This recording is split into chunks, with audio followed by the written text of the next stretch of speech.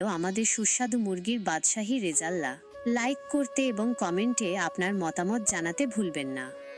তেল গরম হচ্ছে 2 কাপ গুলো 10টি তেলে ছেড়ে হালকা বাদামি করে ভেজে তুলে নিন এবং একটি পাত্রে রাখুন।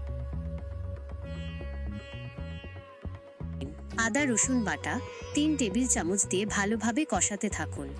একই তেলে পেঁয়াজ কুচি হালকা বাদামি করে কাঠবাদাম, পেস্তা বাদাম, কাজু বাদাম ও কিশমিশ বাটা দিয়ে দিন এবং ভালোভাবে মিশিয়ে কষান। কয়েকটি কালো গোলমরিচ দিন। সামান্য গরম পানি দিয়ে নাড়ুন। রোস্টে মশলা ও অন্যান্য উপকরণ। রোস্টে মশলা 35 গ্রাম দিয়ে ভালোভাবে মিশিয়ে নিন। টমেটো সস 2 টেবিল চামচ দিয়ে ভালোভাবে নাড়ুন। স্বাদ অনুযায়ী লবণ দিন। ভাজা জিরা 1 চা চামচ, গরম মশলা 1 চা চামচ, টেস্টিং সল্ট আধা চা চামচ,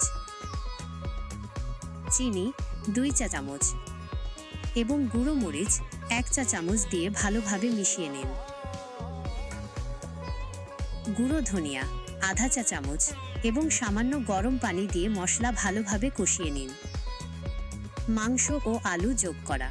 মশলার মধ্যে মুরগির মাংসের টুকরোগুলো দিয়ে দিন এবং ভালোভাবে মাখিয়ে নিন যাতে মাংসের প্রতিটি অংশে মশলা লাগে। পাত্রটি ঢেকে দিন এবং 15 মিনিটের জন্য মাঝারি আঁচে রান্না করুন। 15 মিনিট পর ঢাকনা তুলে ভেজে রাখা আলুগুলো মাংসের সাথে মিশিয়ে দিন। আবারও পাত্রটি ঢেকে দিন এবং আরও 10 মিনিটের জন্য ঢাকনা তুলে ঘন করা দুধ পরিমাণ উল্লেখ নেই, তবে যথেষ্ট পরিমাণে মাংস এবং আলুর মধ্যে ঢেলে দিন। আগে থেকে সিদ্ধ করে রাখা ডিমগুলো পাত্রে দিয়ে দিন। আলতো হাতে কিছুক্ষণ নাড়াচাড়া করুন। কাঁচামরিচ কয়েকটা দিয়ে দিন। ঘি 2 চামচ চারপাশে ছড়িয়ে দিন। মাওয়া 3 টেবিল চামচ দিয়ে দিন।